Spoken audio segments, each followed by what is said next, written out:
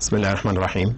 الحمد لله رب العالمين، والصلاة والسلام على أشرف الخلق وسيد المرسلين سيدنا محمد وعلى آله وصحبه وسلم أجمعين. Welcome everybody to the Rise of the Novel, our course. We have had 5 lectures so far. This is lecture number 6, and we have been used to mentioning the contents of every lecture at the beginning in the last 2 lectures, and this is what we are going to do as well, inshallah, this time.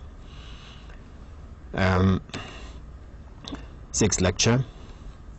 In this lecture, as you can find, we will be dealing with something very interesting at the start to warm up. Before we start the novel, we will be dealing with Ian Watt's view of Daniel Defoe, his point of view about the novelist, in about 3 or 4 slides. He has a particular point of view that is of interest to the novel. We will also be dealing with individualism in Robinson Crusoe, an element that we discussed earlier, but now we are going to apply it to the novel itself. A word about Daniel Defoe, the writer, Defoe and the reading public, readers in the 18th century, the time of the publication of the novel, what Defoe wrote about, the themes, the topics, the subject matter, some disadvantages of Robinson Crusoe, and these will be 4, and you find the element of interest in green, as you can see at the end of the line. There are some disadvantages of the novel, and that is of course normal, as the novel was still at the beginning, so we expect the novel to suffer or to have suffered from certain problems, the first of which is serialization. Second one is censorship and how writers avoided it. Next, the problem of patronage, and the last one is prefaces. Next lecture, that is to say lecture number 7, we will deal with some other disadvantages of the novel. Are you ready? Okay, don't worry, these look too many at the start, but as you will see, they are going to be easy and understandable, and as our habit in the other lectures, after 2 or 3 slides, I'll be giving you certain questions and we will solve them with each other, inshallah. Okay, so point number 1 is that one, Ian Watt's view of Daniel Defoe. Okay,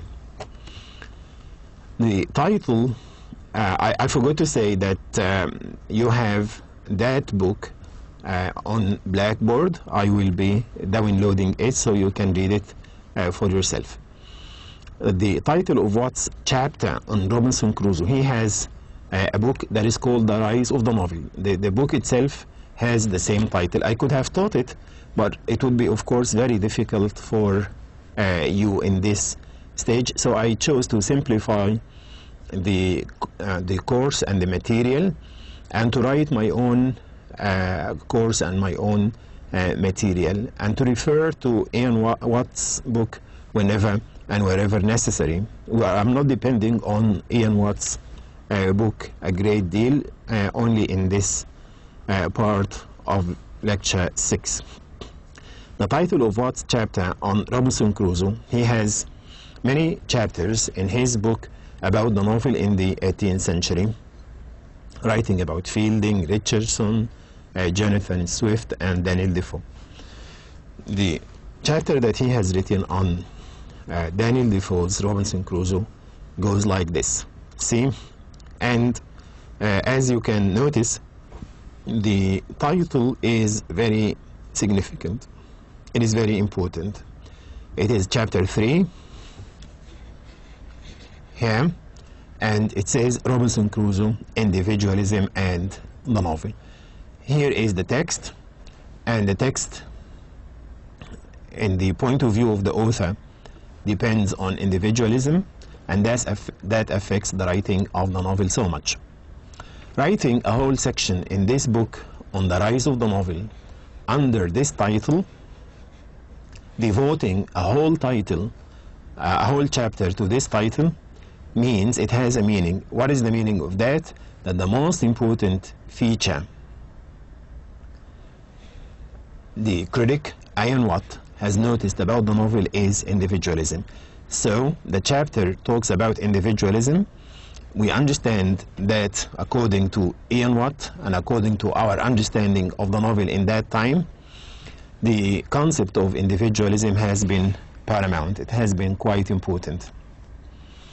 As we said before, all developments that took place in the 18th century led to the enhancement of the individual, to the betterment, improvement, the interest in, the concern with, the emphasis on the individual. That is, all other developments in the century, the Industrial Revolution, all other revolutions actually benefited the individual or led to that kind of interest in the individual. So what do we understand from all this slide? We understand that Ian Watt concentrates on Robinson Crusoe from the point of view of individualism. He believes, just as we also said before, that individualism is a very important aspect of the 18th century novel, the rise of the novel, and of Robinson Crusoe. Okay, let us read what Ian Watt himself has said. What does he say? You can find that in the book itself. Robinson Crusoe, like Defoe's other main characters, Moll Flanders, these are characters from other novels written by Daniel Defoe. He talks now about Robinson Crusoe, saying he is the same as the other characters, Moll Flanders, Roxana, Colonel Jack, and Captain Singleton. That character, Robinson Crusoe, is an embodiment of economic individualism, a representation, a proof of economic individualism. Notice now that the word individualism has been coupled with, joined with the word economic.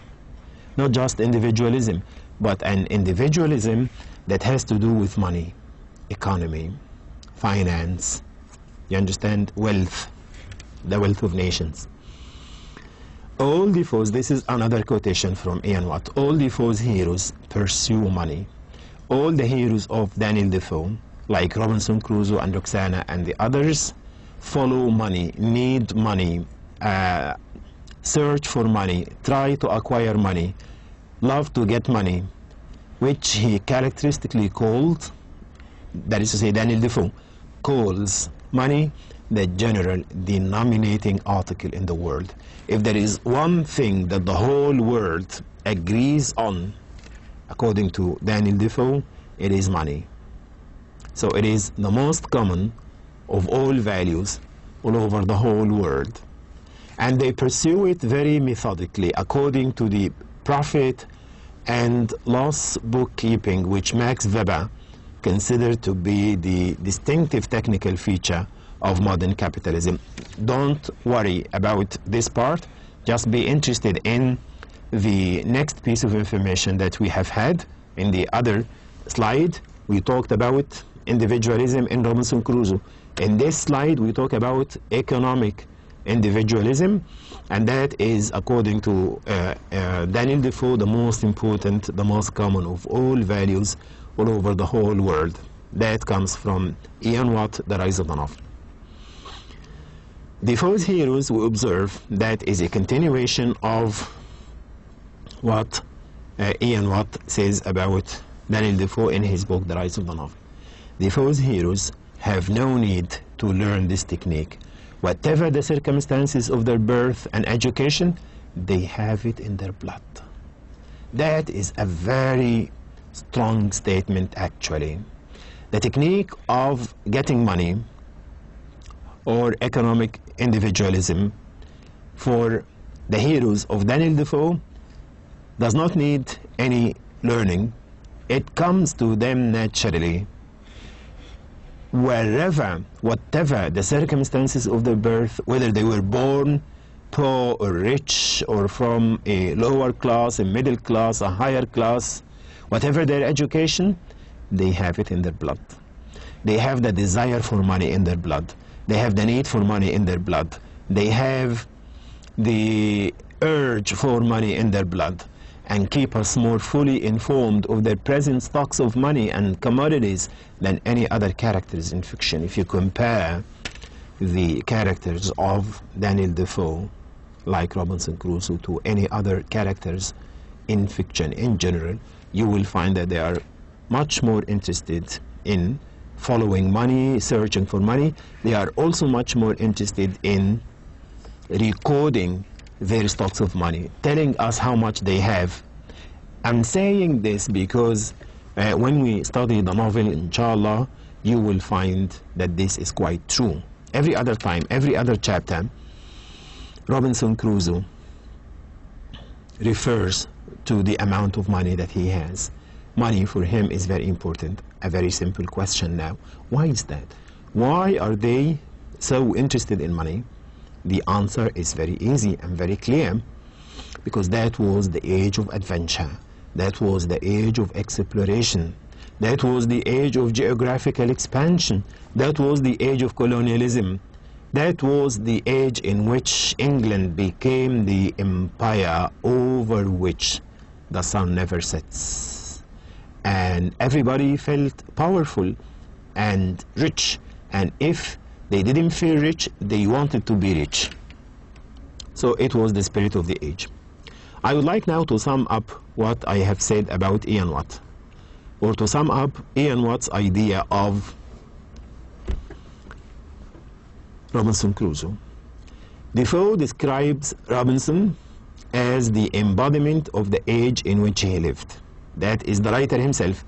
He considers Robinson to be a true representation, application of the age in which he lived. So, if Robinson was interested in money, then logically that age was also interested in money.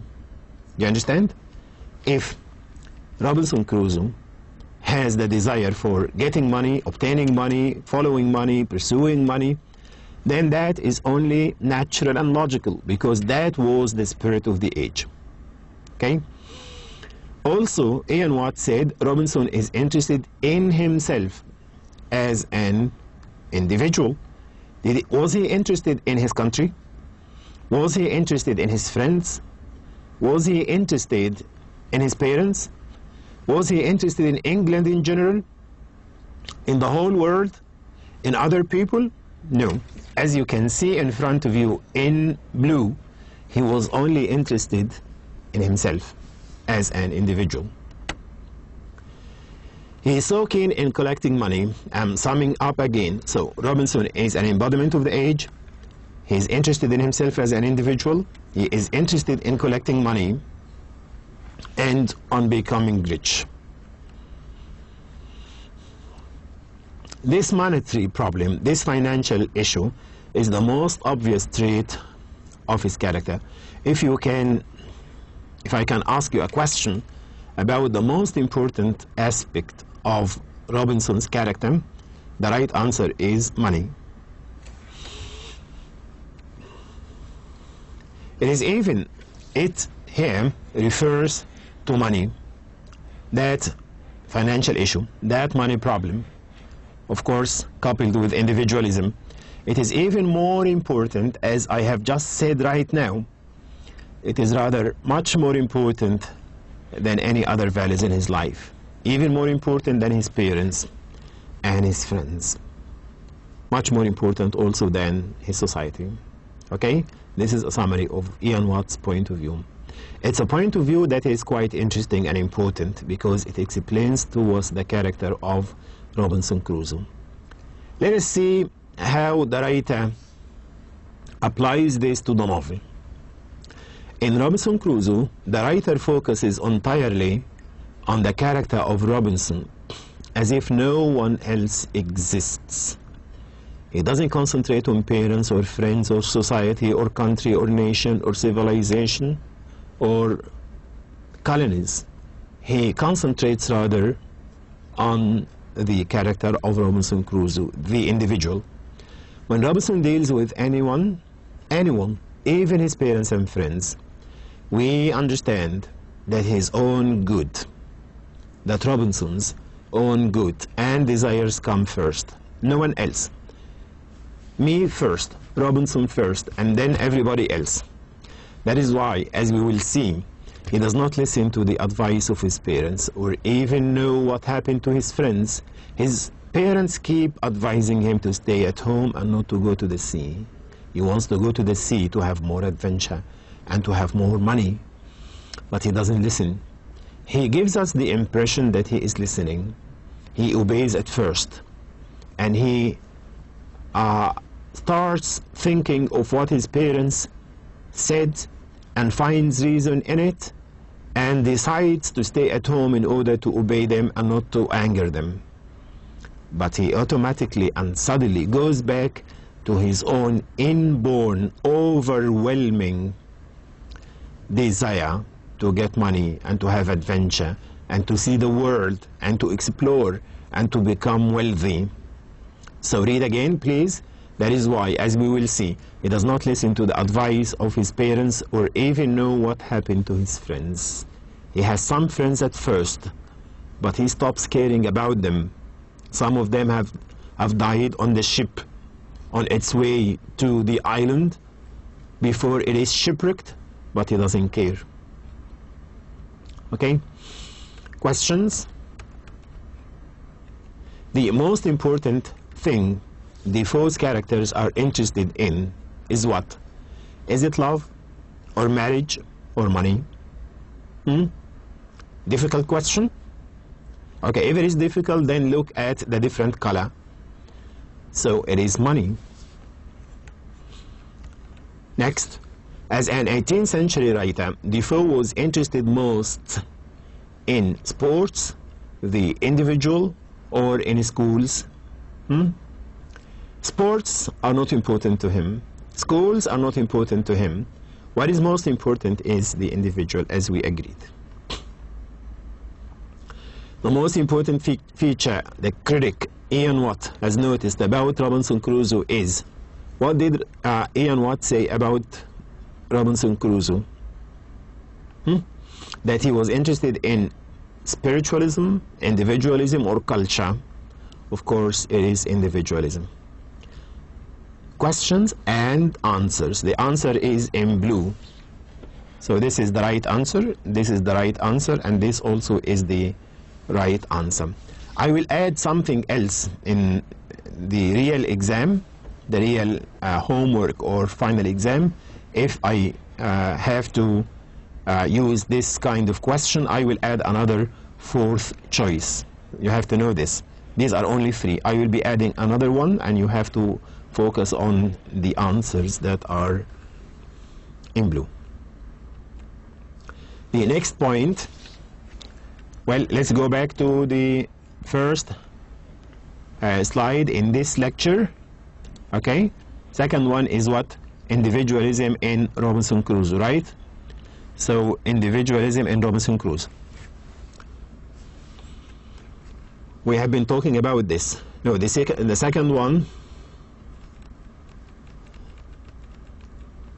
Yes, a word about Daniel Defoe. Now, little by little, we are moving into the novel itself. But before the novel, let us talk about the author and some of the characteristics of the novel. He worked as a journalist most of the time. His job throughout his life was not a teacher or a poet or a doctor or a politician or a clerk or a cleric. He was a journalist most of the time.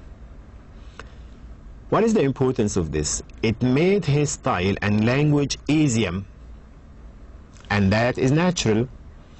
Journalists use easy, clear, understandable language because they address the reader, and they want their papers to be published and bought by readers.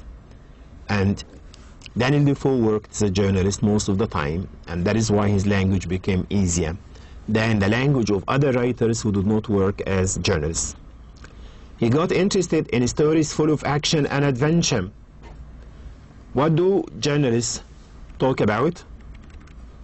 Journalists are interested, journalists and reporters, they are interested in real life stories, and they love to talk about adventure and about action, so that what they talk about will be of high interest to the reader. So he also was interested in such stories, and it affected the novel when he wrote Robinson Crusoe.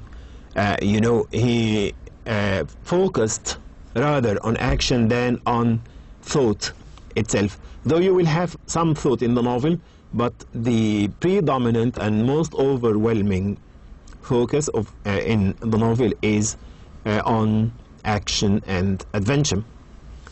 He knew how to create suspense and excitement in readers because he worked as a journalist. So all these things are because he worked as a journalist most of the time. He knew how to create suspense and excitement. As a journalist, he mastered that skill. He liked to refer to facts and data in all he wrote. You will find the novel full of tables, for example. Tables, dates, data in general, graphs, illustrations, comparisons, agendas, diaries, all such matter, all these pieces of information are there because he worked as a journalist and he was interested in facts. And he also wanted to show us that this is a real book, a book about reality, though it is fiction, though it is a novel, but he had this kind of obsession all the time, and that is why he didn't call the novel a novel. It is a book of adventure, as we will see in the title page that we saw many times before. He came to novel writing at the age of 59. How old was he when he wrote Robinson Crusoe? He was 59. This is very interesting. Before writing Robinson Crusoe, he worked as a journalist all that time. And to start writing a novel at the age of 59 means that you are still a novice, you are still a beginner. And though you are 59, and that affected the writing of the novel. The novel has many disadvantages indeed. This means that the novels he wrote suffered from certain technical problems, which we will be dealing with shortly. That was the third point. How old was Defoe when he wrote Robinson Crusoe? You have the answer in blue. Not 45, not 55, but 59. Defoe worked as a teacher or preacher or journalist. Before writing Robinson Crusoe, he worked as a journalist. Defoe's language is easy or hard or ambiguous, vague, obscure, because he worked as a journalist. No, because he worked as a journalist, of course, his language became easy. One thing Daniel Defoe liked to refer to in his novels is what? Did he like to refer to novels, to facts in his novels, to women in his novels, to children in his novels, to facts, naturally, because he worked as a journalist, okay? Defoe and the reading public, readers, like any other novelist in his age, and we explained that in the other lectures, they had problems with the reading public. People at the beginning of the novel, in the period which is called the rise of the novel, they didn't quite welcome the novel. It was still a new genre, a new literary kind that they didn't like very much. It was a novelty, something that is unfamiliar and strange. So, like anyone else, Daniel Defoe made it clear that he exploited the prevalent tendencies in his time in order to write for people what attracted their attention, being a journalist. Normally, a writer would write only about what attracts his own attention, not what attracts the attention of readers. To write what appeals to himself as a writer, not what appeals to readers as readers. He confesses this, he tells us this frankly. He says, I wrote what readers liked. That is to say, he only wrote when he felt that what he wrote could be appreciated and liked by readers. So he wrote for readers. His job as a journalist was very important, guys.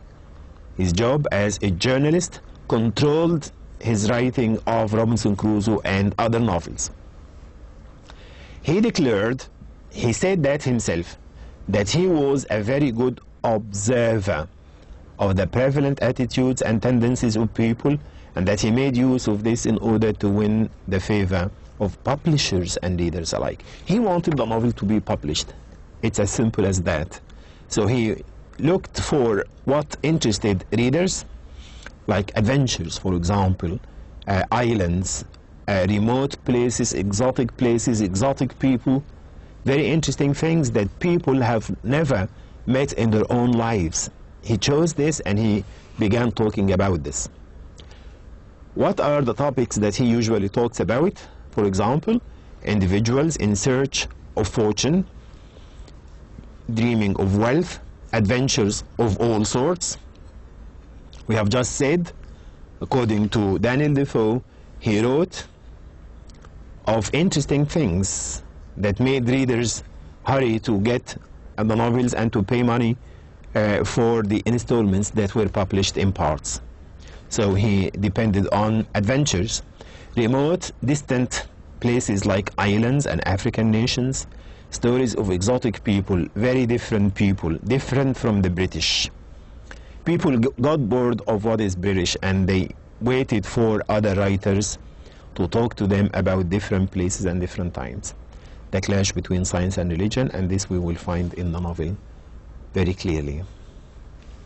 Now we have 4 points to deal with by way of the disadvantages of Robinson Crusoe, the problems that Robinson Crusoe suffered from.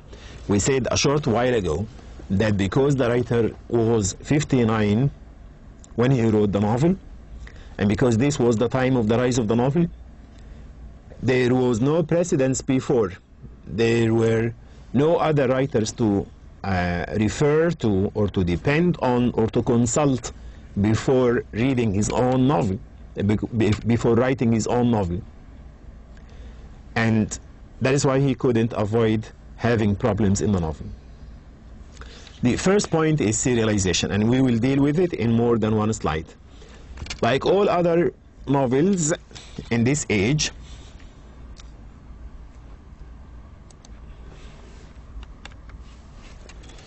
our novel was published in journals, in serials, in parts, in periodicals. It was not published in book form or format until later. That is what is meant by serialization. So serialization means publishing the novel in journals. Writing serialized novels for papers or magazines involved some sort of novelistic or fictional lack of cohesion, lack of structure. So the writer would supply the paper every 2 weeks, for example, with part of the novel. And the next time he publishes another part of the novel, he would try as much as possible to be also interesting and to remind readers of the major points that he talked about before, and that is why there was no cohesion in the novel. There was also repetition and redundancy. The final product, which is the novel, had to suffer from disintegration and structural disorganization. There is no organization in the novel simply because the novel was not written as a whole. It was written in parts and published in parts in magazines. Every chapter or episode, for instance, had to be interesting in itself as if it were the end product, and as if it would not be followed by other installments. So the writer, like Daniel Defoe, treated every small section that he sent to the newspaper as a story in itself. So if he published the novel over 40 or 50 installments, for example, then we would understand that every single installment of those 50 ones is a mini novel in itself, a story in itself. The relationship between one part and another was a very weak one, unless the writer repeated himself and summed up, which we will find. Structural cohesion in this sense was sacrificed for the sake of arousing the immediate attention of readers. The goal was the reader. The interest is in the reader. That is serialization. At this point, it can be said that this is something I'm explaining in detail in this slide, but I want you to lay your fingers on these two words, organic unity, organic unity. Many critics like Philip Sidney, Matthew Arnold, T.S. Eliot, and Ezra Pound, and others, and Aristotle at the start, talked about organic unity as the most important thing in fiction or in literature. What is organic unity? It means that all pieces and elements of the work of art combine together to produce a single effect or meaning. The novel is the product of all these 40 installments. You cannot build the novel on separate parts. They have to be together. Robinson Crusoe does not have this organic unity. So the question now is this: does Robinson Crusoe have organic unity? Does it enjoy organic unity? Of course not. It doesn't, simply because of serialization. There are chapters and elements in the novel that can be removed without harming the overall structure. Questions, true or false? Robinson Crusoe does not have this organic unity. Yes, it doesn't have any organic unity.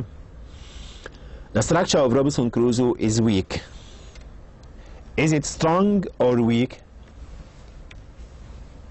The novel Robinson Crusoe is not very strong in structure. It does not have organic unity. The structure is weak. Defoe preferred the excitement of readers to cohesion in the novel. Yes. Robinson Crusoe was published in serials. Yes. Serialization means a type of food, like cereals, for example. No. It means publishing the novel in journals. Now, let us come to another new point. We are approaching the end of the lecture now. And I'm here saying, please refer to the 5th lecture. How writers responded to the novel situation in the rising, the novel, the situation of the rising novel. Here, the word novel is an adjective, which means novel, unfamiliar, strange. That was the situation of the novel when it arose, when it came into being. It was novel, it was new. How did writers respond to this situation? People hating the novel, not welcoming the novel, not ready to read any novels at all. What did writers do? 4 things, as you can see, 4 solutions. Let us take one by one. The first of these is treating different the issues, treating them differently, different treatment of issues. If he wants to talk about England, for example, then he wouldn't deal with it in the same way he dealt with it in the past. He would choose other places and other times and symbolic characters, changing the way he treated the novel. Writing prefaces to novels, and we will understand that writing an introduction to the novel separate from the novel. So if parts of the novel were separate, there is also another separate part which is called the preface. Writing prefaces to the novel. Not calling novels by their names. What are the other names they gave the novel? We will know now. So they avoided calling the book a novel. They called it something else. And patronage. We will be dealing with these two shortly. Calling the novels other names and patronage. Questions? To avoid censorship, the 18th century novelists resorted to patronage. Yes, of course. To avoid censorship, 18th century novelists refused to write prefaces. No, on the contrary, they wrote prefaces to their novels. So this is wrong. To avoid censorship, 18th century novelists insisted on calling their new books novels. On the contrary, no, they avoided calling the novels novels and chose other names. To avoid censorship, 18th century novelists discussed current topics in the same way. No, they changed their treatment of such issues. So, patronage. Simply speaking, a patron is someone, I talked about this quickly before. A patron is someone who supports the writer. The novel was prevented from publication. There was censorship. So what did writers do? They sought patronage. They looked for someone to help them publish the novel, like a minister or an important person. We have to remember that the novel started as an unfamiliar literary kind. Readers did not welcome it because it used to open the eyes of society to its problems. It was hard to publish. A lot of novelists had to seek patronage among politicians, businessmen, and even the court itself. This promised to be the last resort for writers who wanted to escape the anger of the reading public and the censorship of authorities. Why did they seek patronage? To escape from censorship, to publish their works, right? The opening pages of so many 18th century novels are almost always dedicated to the praise of the author's patron or patroness. Usually on the first pages of the novel, the writer would talk about the benevolent deeds, the generosity, the magnanimity of the patron, the politician or minister who supported the author and helped him publish his novel. This is, of course, unnecessary. This is not needed. What I'm reading is a novel. Why on earth should I read about someone who helped the writer or who didn't help the writer? It is unnecessary, as it has nothing to do with the novel itself. Such pages can easily be removed without harming the novel. Robinson Crusoe also has this disadvantage of patronage. Writing prefaces. They also wrote prefaces to the novels. What is a preface? As I said, it's a few pages at the start of the novel that have nothing to do with the story or the plot. The writer's main interest in that preface would be to justify himself, to say why he is writing this or that novel, endearing himself to the reader, trying to break the ice between himself and the reader, and of course also talking about the patron. And I have given you the preface to the novel, some parts of it. What does the writer say? Look with me at it. If ever the story of any private man's adventures. So what does he call Robinson Crusoe? Adventures. This is Daniel Defoe himself. If ever the story of any private man's adventures in the world were worth making public and were acceptable when published, which means that he expected the novel, the adventures, not to be accepted for publication. Do you understand?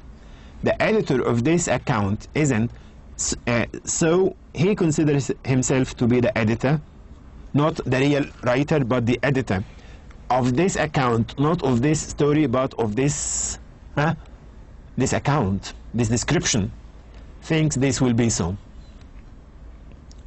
The wonders of this man's life, Robinson Crusoe, he refers to the incidents in his life that are described in the novel as the wonders of this man's life, exceeded all that he thinks is to be found extant. The life of one man being scarce capable of a greater variety.